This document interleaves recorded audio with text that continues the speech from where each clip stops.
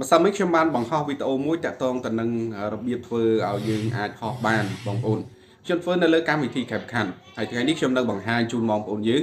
ឲ្យដឹងអំពីរបៀបធ្វើទាំងអស់គ្នាសំខាន់នៅថ្ងៃនេះគឺបងប្អូនត្រូវយកចិត្តទុកដាក់បន្តិចដោយសារតែវីដេអូមួយនេះវារៀងស្មុគស្មាញបន្តិចបងប្អូនណាដើម្បីកុំឲ្យខាតពេលបាទកោះទៅតាមដានទស្សនាទាំងអស់គ្នាជាដំបូងនោះបងប្អូនបាទចូលទៅកាន់កម្មវិធី CapCut យើងមកបន្ទាប់មកបងប្អូនយក New Project បងប្អូនណាហើយបងប្អូនទៅជ្រើសរើសវីដេអូរបស់យើងបាទវីដេអូបងប្អូនត្រូវថតចំនួន3ប្លង់ប្លង់ទី1គឺប្លង់ដែលគ្មានសកម្មភាពអីទាំងអស់ប្លង់ទី2ជាប្លង់យើង load បាទប្លង់ទី3គឺប្លង់ថត make បងប្អូនណាឥឡូវខ្ញុំយកប្លង់ដែលមានសកម្មភាព load បងប្អូនណាយើងយកសកម្មភាព load ចូលមុនបាទនេះមួយនេះបងប្អូនណាបាទអញ្ចឹងមួយនេះបងប្អូនបាទខ្ញុំចុចយកប្លង់ដែលមានសកម្មភាព load នេះដោយបងប្អូនបានឃើញខ្ញុំដើរចូលហើយខ្ញុំទៅ load បងប្អូនណាខ្ញុំចុច add មកបងប្អូនបាទដោយបងប្អូនបានឃើញដំបូងយើងដើរចូលទៅហើយយើង load បាទនៅពេលនោះបងប្អូនបាទកាត់យកតែចំណុចណាដែលយើងចង់បានមកបានហើយបងប្អូនបាទទីហោថានេះសកម្មភាពដែលខ្ញុំដើរចូលនេះយើងអត់ត្រូវការទេមានទេបងប្អូនបាទអញ្ចឹងយើងកាត់វាចោលដោយបងប្អូនកាត់យកចំណុចណាដែលបងប្អូនចង់បានមកឧទាហរណ៍ថាឥឡូវខ្ញុំយកត្រឹមខ្ញុំខ្វែងដៃចេះបងប្អូនចាំមើលនេះខ្ញុំយកត្រឹមខ្វែងដៃអញ្ចឹងខ្ញុំអូសនេះអាបន្ទាត់ពណ៌សហ្នឹងឲ្យចំចំណុចដែលខ្ញុំចង់កាត់ចោលហើយខ្ញុំចុចលើវីដេអូហ្នឹងបន្ទាប់មកខ្ញុំយកពាក្យនេះបងប្អូនបាទចុចលើពាក្យហ្នឹងមកវានឹងកាត់ឃ្លីបហ្នឹងជាពីរបងប្អូនឃើញទេហើយបងប្អូនលុបអាខាងមុខចោលទៅនេះព្រោះយើងអត់ចង់បានទេអាខាងនេះបាទគ្រាន់តែចុចលើវាហើយយកពាក្យថា delete បន្ទាប់ពីកាត់វាចោលយកត្រឹមសកម្មភាពដែលយើងចង់បានហើយបងប្អូនត្រូវអូសវាឲ្យចំកន្លែងដែលយើង load បាទកន្លែងដែលយើង load នោះគឺនេះកន្លែងដែលហើបជើងពីដីបងប្អូនអញ្ចឹងបងប្អូនត្រូវយកឲ្យចំកន្លែងដែលហើបជើងពីដីនឹងមកបន្ទាប់មកបងប្អូនបរិយវាឲ្យធំបន្តិចសនុកយើងធ្វើការលើវានេះបងប្អូនឃើញទេបាទឥឡូវយកប៉ុណ្ណឹងបងប្អូនណាបាទអ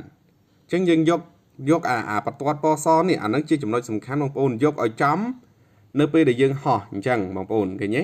ឲ្យជើងហើបពីដីយើងយកចំណុចហ្នឹងហើយបងប្អូនបើចុចលើវីដេអូហ្នឹងមកកុំភ្លេចចុចលើវីដេអូហ្នឹងយកចំចំណុចហ្នឹងបងប្អូនមើលមកជួរខាងក្រោមនេះបងប្អូនត្រូវចុចពាក្យនេះបងប្អូនណាដើម្បីយកវាឲ្យចេញជារូបភាពដាច់ដោយឡែកបងប្អូនយកពាក្យថានេះ freeze យកពាក្យ freeze ហ្នឹងមកនៅពេលដែលយើងចុចពាក្យ freeze ហ្នឹងវាបង្កើតបានជារូបភាពមួយបាទឃើញទេបងប្អូនពេលយើងចុចទៅវាអត់ធ្លាក់មកវិញទេឃើញទេបាទបង្កើតបានជារូបភាពមួយអញ្ចឹងបងប្អូនត្រូវចូលពេលបង្កើតបានជារូបភាពហ្នឹងហើយបងប្អូនលុបនេះអាកតុយវីដេអូបន្តិចហ្នឹងណាឬក៏ច្រើនទៅតាមអ្វីដែលជាក់ស្ដែងមកបងប្អូននេះអាកតុយវីដេអូហ្នឹងបងប្អូន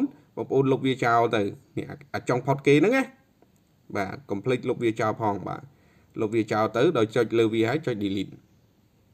អញ្ចឹងយើងទុកវាតែវីដេអូយើងនិងរូបភាពដែលយើងបង្កើតមិញឧទាហរណ៍បើសិនខ្ញុំ play ចាំមើលបងប្អូនណាបាទឃើញទេគឺវាអញ្ចឹង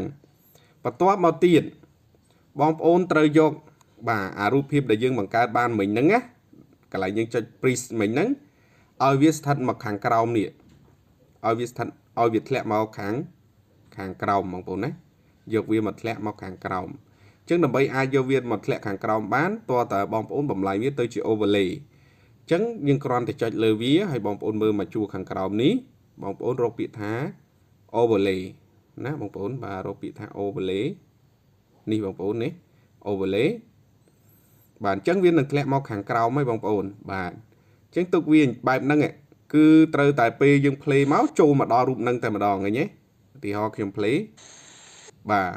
ពឹបមកដល់រូបហ្នឹងតែម្ដងអញ្ចឹងយើងចាប់ផ្ដើមធ្វើនៅលើរូបហ្នឹងទៀតដោយយើង remove background ហ្នឹងចោលឲ្យអស់នេះ remove background ហ្នឹងចោលឲ្យអស់ទុកតែរូបហោះទីបាទអញ្ចឹងបងប្អូនបើចុចលើរូបហ្នឹងហើយបងប្អូនមើលមកជួរខាងក្រោមនេះបងប្អូនយកពាក្យថា cut out បាទហើយបងប្អូនយកពាក្យថា remove background បន្ទាប់មកវានឹង remove background ចោលអស់ហើយឃើញទេបងប្អូនសល់តែរូបហោះទីបាទឃើញទេសល់តែរូបមនុស្សទីបងប្អូនចុច tick មកឃើញទេបាទ ពេលយើងនេះយើងសល់តែរូបមនុស្សទីអញ្ចឹងដើម្បីឲ្យនេះអាខាងក្រោយនេះអាកន្លែងខ្មៅហ្នឹងជារូបអាគារអញ្ចឹងបងប្អូនត្រូវទៅ add អាវីដេអូដែលអត់មានសកម្មភាពអីដែលយើងថតទុកហ្នឹងណាចឹងឯងបងប្អូនដូចខ្ញុំប្រាប់មុនអញ្ចឹងយើងត្រូវថតវីដេអូ load វីដេអូដែលអត់មានសកម្មភាព load និងវីដេអូ make អញ្ចឹងយើងទៅយកអាវីដេអូដែលអត់សកម្មភាពបានអញ្ចឹងបងប្អូនទៅយកវាយកមកដាក់ជា background រូបរបស់យើងនេះដើម្បីយកមកដាក់បានបងប្អូនណានេះចុចសញ្ញាបូកនេះមកបងប្អូនណាបាទចុចសញ្ញាបូកនេះចុចសញ្ញាបូកនឹងហើយយកអារូបដែលมันមានសកម្មភាពអីហ្នឹងបាទមួយណាអញ្ចេះខ្ញុំមើលសិនបងប្អូននេះមួយនេះបាទអញ្ចឹងអារូបភាពអត់សកម្មភាពហ្នឹងយើងថតវា15វិនាទីឬក៏20វិនាទីមកបងប្អូនបន្ទាប់មកចុច add បាទចុច add មកឃើញទេអញ្ចឹងអារូបភាពហ្នឹងវានឹងនៅខាងក្រោយរូប select របស់យើងនេះតាមពិតអាពីរហ្នឹងផ្សេងពីគ្នាបងប្អូននេះអារូបខាងក្រោយនេះនិងរូបនេះផ្សេងពីគ្នាមិនរូបតែមួយជាមួយគ្នាទេណាឧទាហរណ៍ឥឡូវខ្ញុំយករូបនឹងយករូបចេញគឺវានៅតែអាគារសតឃើញទេបងប្អូនឃើញទេគេអត់មានអីទេប៉ុន្តែខ្ញុំដាក់រូបនឹងចូលវិញដើម្បីពីព្រោះយើងចង់ធ្វើឲ្យមនុស្សហោះអញ្ចឹងយើងត្រូវតែកាត់បាទរូបមនុស្សនឹងចេញដាច់ដោយឡែកទៅបានមើលទៅហោះសមបងប្អូនណាបាទពេលបានប៉ុណ្ណឹងហើយបងប្អូនចាប់ផ្ដើមធ្វើឲ្យវាហោះបងប្អូនណាធ្វើឲ្យវាហោះអញ្ចឹងបងប្អូនត្រូវធ្វើលើរូបកុំធ្វើលើអា background ឬក៏វីដេអូផ្សេងត្រូវធ្វើលើរូបរបស់យើងបាទធ្វើលើរូបអញ្ចឹងបងប្អូនគ្រាន់តែចុចមកលើអារូបនឹងមកបាទហើយយកអាបន្ទាត់ពណ៌សនេះមកដាក់នៅចំណុចចាប់ផ្ដើមនៃរូបយើងហើយបងប្អូនចុចការ៉ូមួយបន្ទាប់មកបងប្អូនបាទ scroll វាមកបងប្អូន play ឲ្យវាដើរលឿនឬដើរយឺតនេះឧទាហរណ៍ថាឥឡូវបងប្អូនចង់ឲ្យវាហោះលឿនបើបងប្អូនចង់ឲ្យវាហោះលឿនបងប្អូនចំណុចពីការ៉ូមួយនេះមកដល់ចំណុចនេះកុំឆ្ងាយពេកបើឆ្ងាយពេកវាអាចនឹងហោះយឺតអញ្ចឹងខ្ញុំចង់ឲ្យវាលឿនដែរអញ្ចឹងពីចំណុចនេះមកចំណុចនេះខ្ញុំដាក់ការ៉ូមួយអូខេពីការ៉ូមួយនេះមកការ៉ូមួយនេះចិត្តគ្នាអញ្ចឹងគឺវាហោះលឿន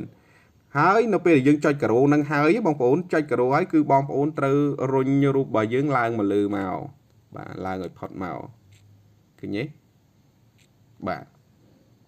អញ្ចឹងយើង play បងប្អូនណាឃើញទេគេវាហោះអញ្ចឹងទេបងប្អូនបាទអញ្ចឹងយើងបានរូបហោះហើយបន្ទាប់ពីបានរូបហោះហើយបងប្អូនបាទអញ្ចឹងយើងឲ្យវាហោះបន្ទាប់មកយើងចូលមកប្លង់ទៀតមែនអត់បងប្អូនចូលមកប្លង់មេឃអញ្ចឹងពេលវាហោះផុតយើងត្រូវកាត់វាចោលនេះកាត់អាប្លង់ខាងលើនេះអាប្លង់អាគារហ្នឹងណាអាប្លង់អត់សកម្មភាពហ្នឹងយើងកាត់ចោលត្រឹមហ្នឹងមកដើម្បីយើងចូលមកប្លង់ទៀតមែនទេបងប្អូនអញ្ចឹងយើងគ្រាន់តែចុចលើវាហើយអូសបន្ទាត់សហ្នឹងឲ្យដល់ចំណុចដែលយើងចង់កាត់បងប្អូនមើលមកក្រោមនេះបងប្អូនចុចអាពាក្យខ្ញុំចុចមិញហ្នឹងហើយចុចលើคลิปដែលយើងចង់លុបហ្នឹងមកហើយមកមើលខាងក្រោមចុច delete ឃើញទេអញ្ចឹងហោះពីនឹងហ្នឹងត្រូវចាប់ចូលទៅដល់ប្លង់មេឃមែនទេបងប្អូនអញ្ចឹងបងប្អូនទៅ add ប្លង់មេឃមកបាទ add ប្លង់មេឃក៏ប៉ុន្តែរូបភាពរបស់យើងគួរតែកាត់ត្រឹមនឹងដែរនេះអារូបភាពខាងក្រោមបងប្អូនបាទរូបភាពខាងក្រោមត្រូវកាត់ត្រឹមប្លង់អាគារនឹងដែរបងប្អូនណាអញ្ចឹងរូបភាពខាងក្រោមយើងដាក់បន្ទាត់យើងនឹងឲ្យចំចំណុចអាគារនឹងដែរមកហើយយើងចុចលើរូបរបស់យើងបន្ទាប់មកបងប្អូនចុចពាក្យនេះមកដើម្បីកាត់វាបាទឥឡូវយើងកាត់តែប៉ុណ្្នឹងយើងអត់លុបវាចោលទេរូបហ្នឹងព្រោះយើងនៅមានតួអង្គនៃរូបហ្នឹងត្រូវធ្វើសកម្មភាពទៀតអញ្ចឹងយើងកុំលុបវាចោលទុកសិនណាអញ្ចឹងយើងទៅអេដរូបមេឃបាទអញ្ចឹងចេញពីប្លង់អាគារអត់សកម្មភាពហ្នឹងហើយគឺត្រូវចូលប្លង់មេឃណាបងប្អូនអញ្ចឹងដើម្បីឲ្យវាតគ្នាបានបងប្អូននេះបងប្អូនចុចលើសញ្ញាបូកនេះបាទហើយបងប្អូនទៅយកប្លង់មួយដែលជាប្លង់ថតមេឃនេះបងប្អូនខ្ញុំយកប្លង់នេះចុះហើយ add នេះថតមេឃចាំមើលបងប្អូននេះថតមេឃចេះឲ្យវាចេញចេះអូខេឲ្យវាចេញចឹងពេលបងប្អូនថតនេះចឹងមករបៀបយើងថតស្អីហោះអញ្ចឹងបងប្អូនបន្ទាប់មកយើងយកតែត្រឹមនេះទេបងប្អូនពីនេះមកវាអត់មានសកម្មភាពអីគួរឲ្យចាប់អារម្មណ៍ទេនេះតាមពិតយើងត្រូវយកត្រឹមនេះអូខេអ ចឹងខ្ញុំយកត្រឹមហ្នឹងខ្ញុំអូសអាបន្ទាត់ពណ៌សហ្នឹងឲ្យចំចំណុចដែលខ្ញុំចង់បានហើយខ្ញុំចុចលើវីដេអូហ្នឹងហើយមើលមកជួរខាងក្រោមបងប្អូនចុចនេះពាក្យនេះធ្វើម៉េចក៏ដោយចេញពាក្យហ្នឹងបងប្អូនបន្ទាប់មកយើងលុបអាខាងមុខចោលដោយសារខាងមុខយើងអត់ត្រូវការទេបាទអញ្ចឹងបន្ទាប់ពីចប់ប្លង់នេះទៅនេះវានឹងចូលប្លង់ហ្នឹងណាបាទប៉ុន្តែរូបបាត់តាណារូបគឺរូបដោយសារមិញហ្នឹងវាហោះឡើងទៅលើបាត់ហើយអញ្ចឹងយើងតោងវាឲ្យចុះមកក្រោមវិញបងប្អូនណាបាទនេះរូបរបស់យើងណាបាទអញ្ចឹងដើម្បីតោងវាចុះមកក្រោមវិញបងប្អូនគ្រាន់តែចុចការ៉ូបាទចុចការ៉ូហើយទាញវាមកវិញមកនេះឃើញទេចុចការ៉ូទាញវាមកវិញហើយបងប្អូនដាក់កន្លែងហ្នឹងមកបាទលើថាដាក់ចំណុចហ្នឹងណាបាទដាក់ចំណុចហ្នឹងនេះឃើញទេបន្ទាប់មកវានឹងឡើងអញ្ចឹងហើយមើលខ្ញុំ play មើលនេះមកដល់ចំណុចនេះបងប្អូនត្រូវចុចការ៉ូមួយទៀតហើយអូសវាផុតមកចាំមើលវាចេញមិនវិញបងប្អូនតោះ play អស់គ្នាណាអូខេបាទខ្ញុំអត់ដឹងថាតើបងប្អូនតន់ឬមិនតន់ទេក៏ប៉ុន្តែបងប្អូនអាចធ្វើតាមដំណាក់កាលមួយដែលខ្ញុំប្រាប់បន្ទាប់ពីត្រឹមហ្នឹងហើយបងប្អូននេះលុបអានេះចោលដែរមករូបយើងយកតែត្រឹមប្លង់អាគារប្លង់មេឃហ្នឹងផុតត្រឹមប្លង់មេឃហ្នឹងយើងក្រៅពីហ្នឹងលុបចោលមកមិនបាច់ទុកវាទេដើម្បីលុបចោលយើងចុចលើវីដេអូហ្នឹងហើយបងប្អូនយកពាក្យនេះបាទចុចលើពាក្យហ្នឹងហើយ delete បាទ delete អាកតុយនឹងចោលមកអញ្ចឹងអស់ប្លង់អីដែលត្រូវចូលទៀតហើយមែនទេបងប្អូនយើងអត់មានអីត្រូវចូលទៀតទេតែប៉ុណ្្នឹងមកបានណាបងប្អូនជំហានបន្ទាប់គឺបងប្អូនត្រូវចូលទៅដាក់បាទរូបដីប្រេះនិងរូបផ្សែងណាបងប្អូនអញ្ចឹងរូបដីប្រេះនិងរូបផ្សែងបងប្អូនអាចចូលទៅយកនៅក្នុង Telegram របស់ខ្ញុំនឹងដាក់ឲ្យបងប្អូនទៅយកនៅទីនោះបាទព្រោះខ្ញុំមិនអាចបង្ហោះនៅទីនេះបានទេអញ្ចឹងបងប្អូនអាចចូលទៅយកណាបាទអញ្ចឹងខ្ញុំទៅដាក់រូបដីប្រេះរូបដីប្រេះបងប្អូនគឺបងប្អូនត្រូវចូល overlay បងប្អូនណាឥឡូវចំណុចណាដែលដីវាប្រេះអញ្ចឹងចំណុចនេះចំណុចខ្ញុំ load នេះត្រូវឲ្យដីប្រេះណានេះចំណុចហ្នឹងណាអញ្ចឹងបងប្អូនបាទត្រូវថយឲ្យអស់កុំឲ្យមានក្បាលព្រួញកន្លែងនេះហើយបងប្អូនមករកពាក្យថា overlay ណា overlay ហើយ add overlay ហើយបងប្អូនទៅយករូបដីប្រេះនឹងមកចុច add បាទយករូបដីប្រេះនឹងចូលហើយបងប្អូនដូចវីដេអូមុនគឺដើម្បីកាត់បាទ background នឹង background ពណ៌បៃតងចេញគឺបងប្អូនត្រូវចូលទៅបាទបងប្អូនចូលទៅពាក្យថា cut out បងប្អូនចូល cut out មកបាទមើលមកជួរខាងក្រោមនេះ cut out ហើយបងប្អូនយកពាក្យថាជ្រោម marquee ហើយបងប្អូននឹងឃើញកងមួយនៅខាងលើនឹងហើយបងប្អូនគ្រាន់តែអូសវាមកចំណុចពណ៌ដែលយើងចង់កាត់បន្ទាប់មកបងប្អូនចុចពាក្យនេះ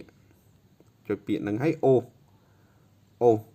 វាឲ្យអស់ពណ៌បៃតងនឹងមកបងប្អូនណាបាទអាស្រ័យលើបងប្អូនទីបន្ទាប់មកបងប្អូនចុចធីកបាទហើយយើងទាញវាមកដាក់នៅកន្លែងនេះមកពង្រីកវាបន្តិចមកអូខេបងប្អូនបាទឥឡូវយើងសាក play មើលបងប្អូនបាទឃើញទេតែឥឡូវពណ៌ហ្នឹងយើងឲ្យចេញត្រឹមតែប្លង់នេះទេអត់ឲ្យចូលប្លង់មេឃទេបងប្អូនណានេះអត់ឲ្យចូលប្លង់មេឃនេះទេត្រឹមតែប្លង់នេះកន្លែងនេះអញ្ចឹងកាត់វាមកត្រឹមចំណុចហ្នឹងដូចគេមកបងប្អូនណាបាទត្រឹមហ្នឹងមកបានហើយឃើញទេបាទចុចលើវាហើយបងប្អូនយកពាក្យថានេះចុចលើពាក្យហ្នឹងហើយលុបអាខាងមុខហ្នឹងចោលទៅនេះលុបអាមុខនេះបាទអញ្ចឹងឲ្យវាចេញត្រឹមតែប៉ុណ្ណេះទេបាទឃើញទេចាប់ពីនឹងទៅលេងឲ្យវាមានហើយអាប្លង់ដីប្រេះហ្នឹងឃើញទេបងប្អូនបាទមួយទៀតទៅ add រូបផ្សែងបងប្អូនអញ្ចឹងរូបផ្សែងធ្វើដូចគ្នាបងប្អូនបាទគឺឲ្យវាចាប់ផ្ដើមត្រង់ចំណុចហ្នឹងអញ្ចឹងបងប្អូនបាទថយកន្លែងនេះអស់មកហើយបងប្អូនយកពាក្យថា overlay ហើយ add overlay រូបផ្សែងនេះបងប្អូនយករូបផ្សែងនឹងមកបាទបន្ទាប់មកវាមានពណ៌ខ្មៅអញ្ចឹងការកាត់ពណ៌ខ្មៅអត់ធ្វើដូចពណ៌បៃតងទេបងប្អូនណាពណ៌ខ្មៅគឺបងប្អូនត្រូវចូលទៅកាន់នេះ blend នេះ mơ mà chua cào ní bông ôn dục lén bạn hay bông ôn từ vô biệt thà lai ní bông ôn bạn hay bông ôn chật thịt màu về nút bông ôn trừ bùng rịp xài nứng và hay đã nữ trong nói đại dương họ nâng bông ôn ban phần nâng hai bông ôn ở lớp trong xạ là bông play mới bông ôn á và khi nhớ bông ôn này ok phần nâng ban đấy bông ôn và ở sai nước được chỉ vì nơi khang bị và vì một cái đá máu và phần nâng cho bông ôn tép sai nó là lâu vì trôi plong xin tia đó cái nhớ để sao vi về nhé bông ôn cái nhớ vi về nhỉ chân dân cắt trâm mà plong đây nâng đai màu đầy prai nâng máu đầm bay cắt hạt trâm man bông ôn trơ mơ nè bật toát po so nữa nghe và hãy cho lưu vi hãy viên đừng tranh biện nè và tranh biện nó dân còn đã cho cắt vì máu hay bông ôn cho biện tha delete và rồi biện delete nó nè phần nâng máu chỉ ca sra cha lợi dừng đạn mới thôi nhé và những ban plong hỏi ban phần nâng bông ôn export vi tranh màu ôn nè export vi tranh máu cứ bông ôn mà cho cái lệnh sự nhà pruin ní và dương bàn dương thưa mặt tăng sẵn bông ôn nè hơi chạm dương và to tới tiền và lấy dương export vi ban sầm ra chỉ video mùi hái bông ôn trồ từ và to tiết đầm mây lên style nhỏ nắng lính style xinh tiệt lên phừng bông ôn trắng bông ôn trồ từ kẹp khát mà đòn tiến và trồ new project và tòa máu bông ôn dọc select dọc video để dương ban export trên mình nhé bông ôn hái bông ôn giúp bị add màu bạn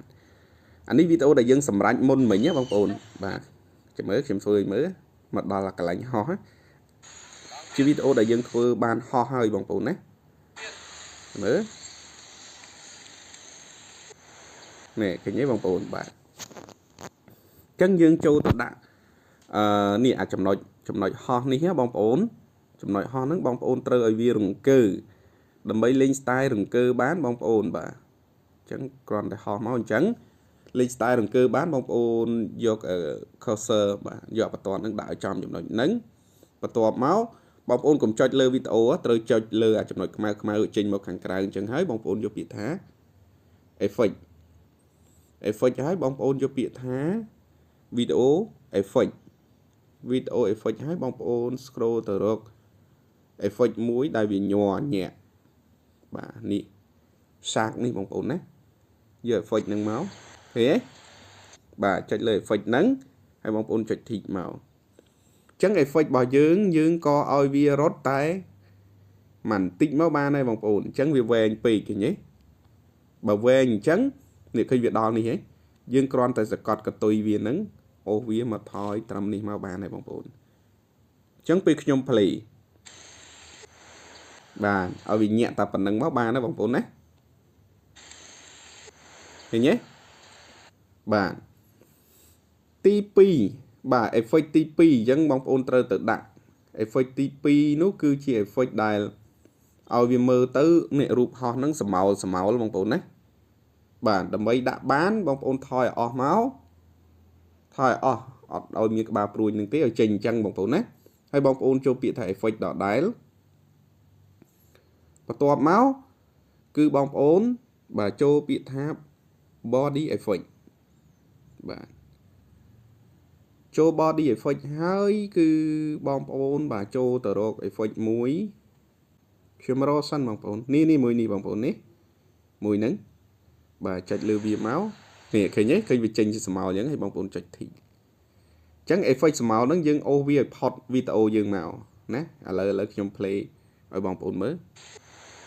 bà đời xa tại vì nè ôi việc chính nơi trong nói để dương ho á effect máu nè chẳng trơ tại ôi vì mà đo hàng một đại bà bị dương ho lợi chậm mới nè cái nhé bông ôn khi màu lên ấy bà còn là dương cho tới bà cái vì màu chẳng á bà dương ban phần năng hái dương trơ tự đại effect mùi tiền nó cứ bom ôn bà trơ thôi ở máu cứ dừng tự đạp lương đại ấy bom ôn